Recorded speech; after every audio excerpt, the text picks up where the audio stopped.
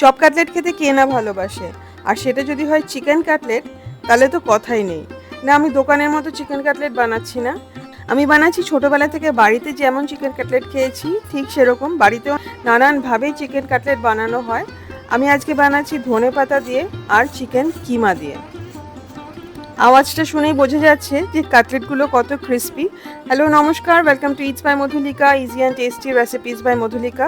আমার রান্নাঘরে আপনাদের সকলকে স্বাগত। আজকে আমি বানাচ্ছি চিকেন কাটলেট। প্রথমে চিকেন কিমাটা সিদ্ধ করব, তার জন্য আমি হাফ পেঁয়াজ এইভাবে স্লাইস করে কেটে নিচ্ছি। কিমাটা আমি কেনা কিমা নিয়েছি, half KG chicken mince chicken কিমা। এর মধ্যে দিচ্ছি 11টা থেকে 12টা ছোট্ট ছোট্ট রসুনের কোয়া, 1 চা চামচ আদা বাটা আর 2 থেকে 3টে তেজপাতা। তেজপাতাটা দিলে চিকেনের কিমায় একটা গন্ধ থাকে, সেটা চলে যায়। 2 টেবিল চামচ টমেটো কেচাপ দিয়ে খুব ভালো করে চিকেনটাকে মেখে নেব। আমি কড়াইতেই মাখছি। এবারে এই কড়াইটাই আমি একেবারে গ্যাসে বসিয়ে দিলাম, দিয়ে দিলাম 1 চা চামচ রসুন বাটা। এইবারে মাংসটাকে আমি সিদ্ধ করে নেব। মোটামুটি 6 থেকে 7 মিনিটের মধ্যে ঢাকা দিয়ে রান্না করলে সিদ্ধ হয়ে যায়। এতটা জলও বেরিয়ে যায়, জলটা কিন্তু আমাদের লাগবে না, এটা আপনারা পরে স্যুপ বানিয়ে নিতে পারেন। কিমাটা যতক্ষণ ঠান্ডা হচ্ছে ততক্ষণ কেটে নেব বাকি যে সবজিগুলো লাগবে। আড়াইখানা পেঁয়াজ, মাঝারি সাইজের পেঁয়াজ একদম কুচিয়ে কেটে নেব।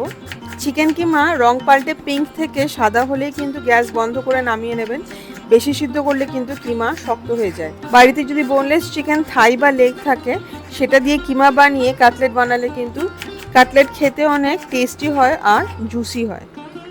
কাঁচা লঙ্কা 4টে, কাঁচা পাকা লঙ্কা আমি এভাবে কুচিয়ে নেব। এটাতে কিন্তু অনেকটাই ঝাল হবে, বাচ্চারা যদি খায় তাহলে কিন্তু ঝালটা কমিয়ে দেবেন।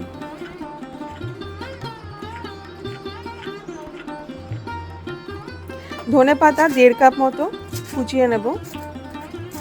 অনেকেই মনে করবে মাংসতে এতটা ধনেপাতা, কিন্তু না, ধনেপাতাটা খেতে কিন্তু খুব ভালো লাগবে।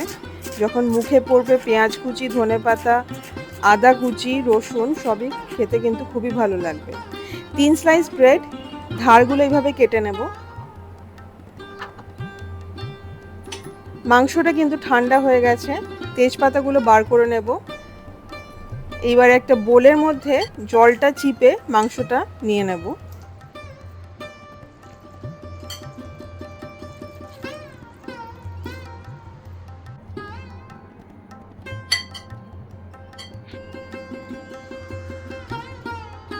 একটা মাঝারি সাইজের সিদ্ধ করা আলু এইভাবে গ্রেট করে দিয়ে দেব।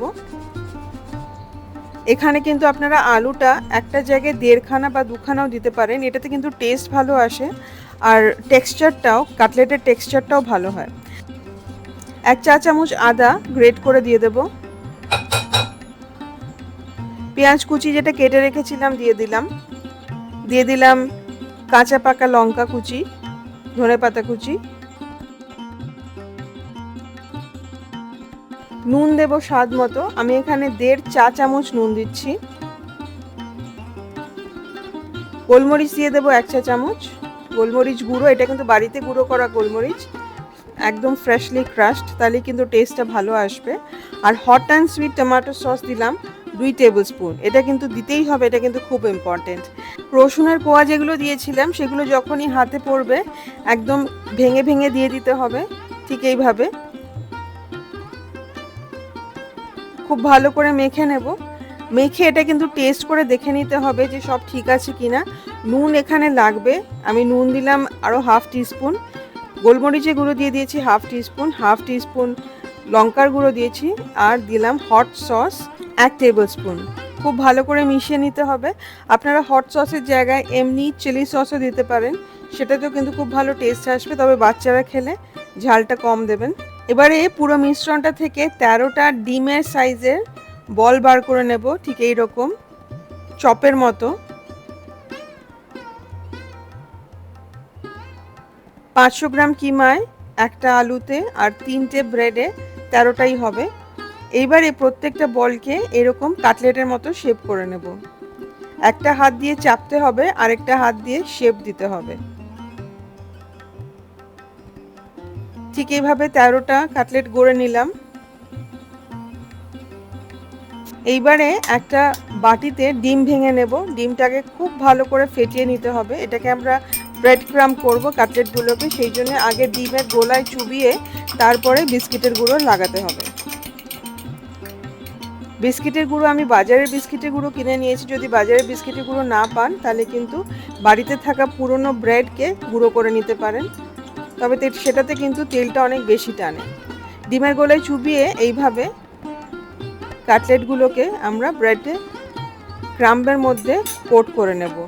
আমার কিন্তু দুটো হাতই শুকনো, আমি কাঁটার সাহায্যে ডিমের গোলায় চোবাচ্ছি কাটলেটগুলো, সেই জন্য আমার দুটো হাতই শুকনো, কাটলেট গড়তে খুব সুবিধা হয় সেই জন্যে। এইভাবে একটা হাত দিয়ে চেপে চেপে শেপ করে নিতে হবে। এটা করা খুবই সহজ, আমি যদি পারি আপনারা প্রত্যেকেই পারবেন। ঠিক এইভাবেই আমরা 13খানা কাটলেট গড়ে নেব। কাটলেটগুলো গড়ে খানিকক্ষণ ফ্রিজে রাখলে খুব ভালো হয়, 1 ঘন্টা মতো ফ্রিজে রাখলে খুব ভালো হয়, তাহলে শেপটা ধরে থাকে, মানে ভেঙে যেতে চায় না, ভাঙবার সম্ভাবনা একদম কমে যায়। এবারে কাটলেটগুলোকে ভেজে নিতে হবে। আমরা শ্যালো ফ্রাই করব, ডিপ ফ্রাই করছি না। একটা ফ্রাইং প্যানে শ্যালো ফ্রাই করার মতো যতটা তেল দরকার ততটাই দিলাম। এখানে মোটামুটি 2 কাপ তেল আছে। এবারে যখন তেলটা গরম হবে কাটলেটগুলোকে ছেড়ে দিলাম। 2 থেকে 3 মিনিট লাগবে এক একটা সাইড ভাজার জন্য। আমি হাই ফ্লেমে ভাজি, পুরোটাই রান্না করা, কাটলেটে আর রান্না করার মতো কিছু নেই। হাই ফ্লেমে এক একটা সাইড 2 থেকে 3 মিনিট ভাজতে হবে, বা ততক্ষণ ভাজতে হবে যতক্ষণ না কাটলেটগুলো গোল্ডেন ব্রাউন হয়ে যাচ্ছে। ঠিক এই রকম মাঝে উল্টে দেখে নিতে পারেন যে অন্য সাইডটাও হয়েছে কিনা। যদি না হয়ে থাকে তাহলে আরও খানিকক্ষণ ভেজে নিতে হবে। এইভাবে কিন্তু প্রত্যেকটা চিকেন কাটলেট বানিয়ে নিতে পারেন। আপনারা আগের দিন বানিয়ে রেখে দিতে পারেন ফ্রিজে, পরের দিন ভেজে নিতে পারেন। যে কোনো পার্টিতে এটাকে স্টার্টার হিসেবে সার্ভ করতে পারেন, টিফিনে বাচ্চাদের দিতে পারেন, সেক্ষেত্রে লঙ্কার পরিমাণ কমিয়ে দেবেন। বিকেলে চা বা কফির সাথে সার্ভ করতে পারেন। বানের ভেতরে দিয়ে এটাকে বার্গারের মতো করেও সার্ভ করতে পারেন। চিকেন কাটলেট একদম রেডি টু সার্ভ। কাসুন্দির সাথে আমি সার্ভ করেছি, আর সাথে দিয়েছি স্যালাড। কতটা ক্রিস্পি সেটা আওয়াজ শুনে বুঝতে পারছেন। আমি ব্রেড ক্রাম্ব দিয়ে সিঙ্গেল কোট করেছি, কারণ আমার বাড়ির সবার সেটাই পছন্দ। আপনারা চাইলে ডাবল কোট করতেই পারেন। আমার এই রেসিপিটা ফলো করে চিকেন কাটলেট অবশ্যই বানাবেন এবং আমাকে কমেন্ট করে জানাবেন যে আপনাদের কেমন লাগলো। আমি জানি যে এটা আপনাদের ভীষণ ভালো লাগবে।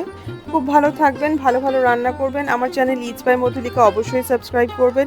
সাবস্ক্রাইব করার সময় বেল আইকনটি প্রেস করতে ভুলবেন না। দেখা হবে খুব শিগগিরই একটা নতুন রেসিপি নিয়ে। Happy cooking. Thank you.